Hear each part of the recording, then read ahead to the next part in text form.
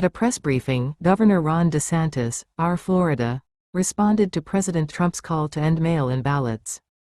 Judge's view, under the auspice of judicial, that's really political when they're just trying to override the policies that we've enacted through the normal legislative process.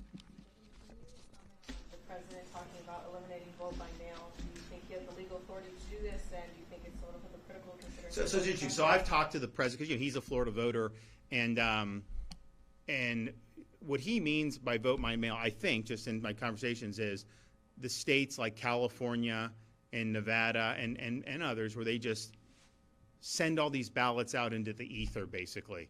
They have a voting list which is not accurate and not caught up to speed, and then they dump all these ballots out there. So, if you're like renting an apartment in Las Vegas and you register to vote there, they'll mail you a ballot if you don't ask. And then they'll mail you a ballot for the person that rented that apartment before you. And then they'll send you a ballot for the person that rented the apartment before them. And you get these ballots just showing up. And then they do ballot harvesting where it becomes this like total fraud. So I think absolutely that should not be allowed. I think what Florida has is absentee voting effectively, where you have to request a ballot. The state of Florida and the local they are not authorized to mail anybody a ballot on their own. They can send you for absentee, and obviously, we've got snowbirds, so it's popular to have that option. Clearly, you would need some absentee for military overseas, right? I mean, so that's at a minimum, you'd need that. But I think Florida, you have to show ID to get the ballot. You have to show ID when you turn it in to verify it and put that on the thing. So this is all being checked, and there's no ballots that are just out there floating around without that. We also ban ballot harvesting in Florida. So you request a ballot, you get it, you turn it in, you're the spouse or something within reason, but you don't have these political operatives allowed to just get a satchel of votes and then just dump them off. We got rid of the drop boxes. They want to just put these drop boxes in the middle of town in different places, unattended. Like, no, we're not doing that. So we've really, I think, shown how it's done. But the mass mailing of ballots, I think, has been a huge mistake. I don't think that there are adequate safeguards on that when you start talking about the Californias and the Nevadas. And so I think it should be discontinued. And look, I would be fine, voting, on election day. Now, a lot of people like having the time to early vote or whatever, and so that's just been built into Florida's system. But the old-fashioned way was fine with me. But definitely, just sending out ballots like that, huge potential. And when you pair that with ballot harvesting, it's like, are we trying to determine the will of the people, or are we just trying to determine, who's got the best political operatives to grab these votes and just beg people to give them their ballot? And I think it honestly leads to intimidation, too. If you're in Las Vegas, everyone knows ballots get mailed out. Do you think like the culinary union is just going to let you kind of vote your conscience without trying to? No, they're going to want to see those votes. They're going to want to bring the votes in. So it creates a whole host of things. And I just believe in the secret ballot. You go in, you vote, you do that. Even how Florida's done it with the absentee, no ballot harvesting, no interference, so you're able to do it. Now, what's the authority and the reach? I'd have to look at the federal statutes. I mean, clearly, election administration is primarily a state function. We've taken that very seriously. I mean, heck, the Attorney General can tell you, he was in our administration when we did the election crimes unit, which has actually brought people to justice for violating election law, illegal aliens voting, people voting in multiple jurisdictions, people that have been convicted of homicide and sexual assault, illegally voting. And those folks have actually been brought to justice in Florida. And I think what was happening, in my judgment, was, you had laws, but it was almost like most prosecutors, the election stuff, we don't want to get involved with that. We just want to focus on this other stuff. Well, now we have a unit in self-government and state government that takes it very seriously.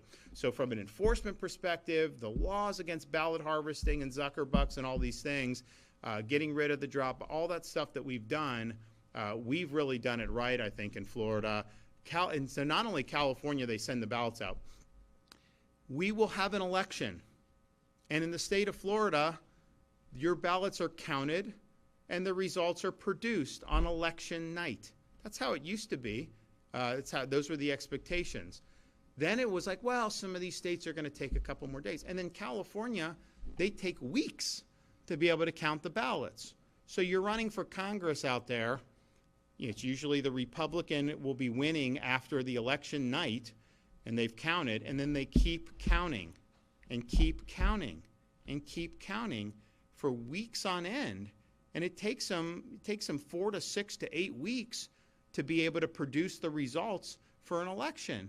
And I'm just thinking to myself, how is that inspiring confidence in all this stuff? And the changes in the margins usually go one way when they keep counting. You know, they had the mayor race in L.A. a few years ago, and you have the current incumbent. She was not incumbent, but she was running. She was backed by the machine, the unions and all that stuff.